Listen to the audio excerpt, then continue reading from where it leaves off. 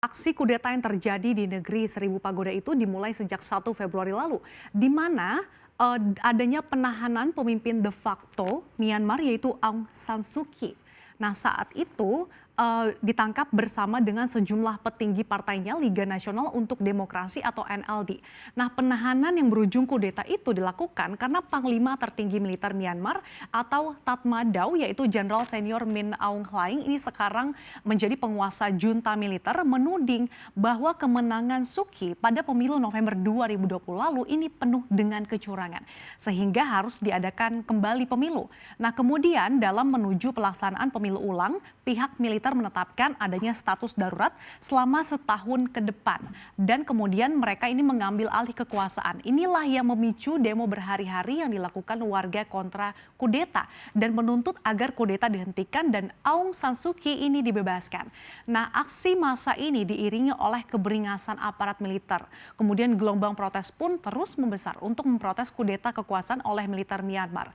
Bahkan pasukan gabungan polisi dan juga militer pun ini semakin represif dalam menghadapi para pemrotes.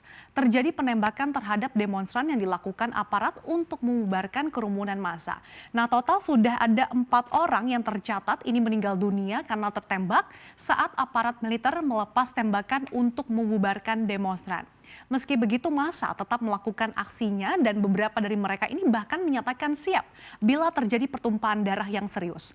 Selain itu militer Myanmar juga memblokir Facebook dan juga platform media sosial lainnya untuk memadamkan perbedaan pendapat soal kudeta.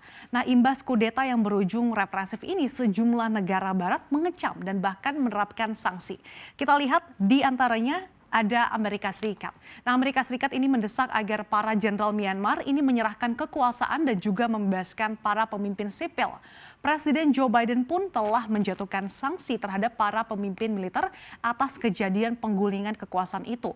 Di antaranya dengan memblokir akses keuangan senilai 1 miliar dolar atau sekitar 14 triliun rupiah yang disimpan di Amerika Serikat. Dan kebijakan ini bahkan akan berlaku bagi anggota keluarga dekat, kemudian juga kepentingan bisnis yang terafiliasi, serta juga melarang mereka untuk berbisnis dengan warga Amerika Serikat.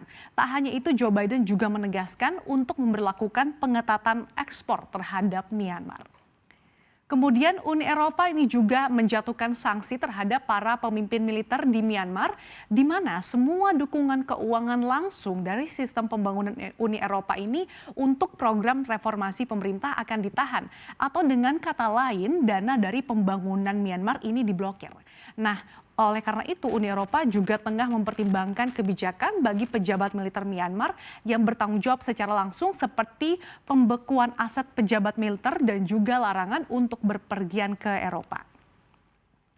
Kemudian ada juga Inggris yang menjatuhkan sanksi terhadap 3 jenderal Myanmar dan juga menuduh mereka melakukan pelanggaran hak asasi manusia yang serius terkait kudeta militer di Myanmar. Nah, Inggris ini akan segera memberlakukan pembekuan aset dan juga larangan perjalanan terhadap anggota militer Myanmar. Yaitu diantaranya ada Menteri Pertahanan Myanmar, kemudian Menteri Dalam Negeri, ada juga Wakil Menteri Dalam Negeri Myanmar. Dan kemudian mereka juga tengah meninjau penghentian bisnis yang bekerja sama dengan rezim tersebut.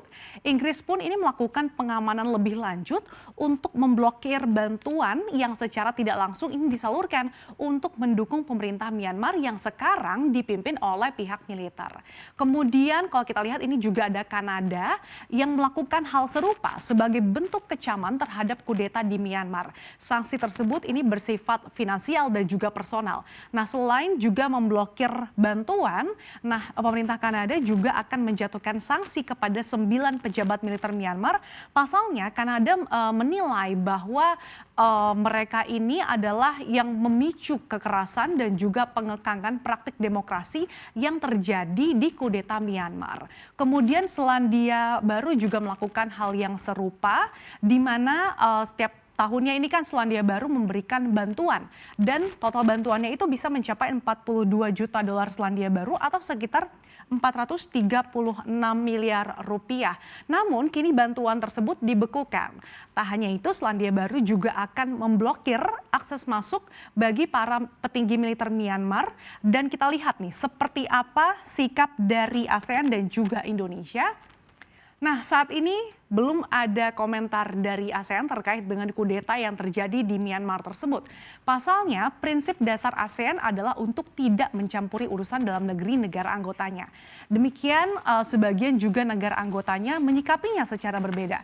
Kita lihat ini ada Filipina, Kamboja, dan Thailand yang sebelumnya ini sama-sama pernah mengalami kudeta militer dan berjuang dalam membentuk pemerintahan yang demokratis. Nah, mereka ini memilih untuk melihat kudeta di Myanmar sebagai masalah dalam negeri dan memilih untuk tidak mengomentari lebih lanjut. Kemudian ada juga Indonesia, Singapura, dan Malaysia yang menyerukan agar semua pihak ini bisa menahan diri dan juga berupaya untuk mencapai solusi damai dan menyampaikan keprihatinannya juga secara mendalam.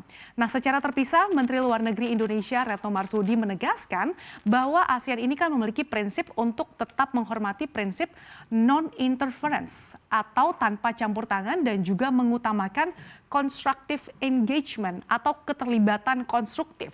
Nah, ia menegaskan bahwa dalam mengatasi situasi yang sulit seperti ini, Indonesia yakin kalau mekanisme ASEAN inilah mekanisme yang paling tepat untuk dapat membantu Myanmar.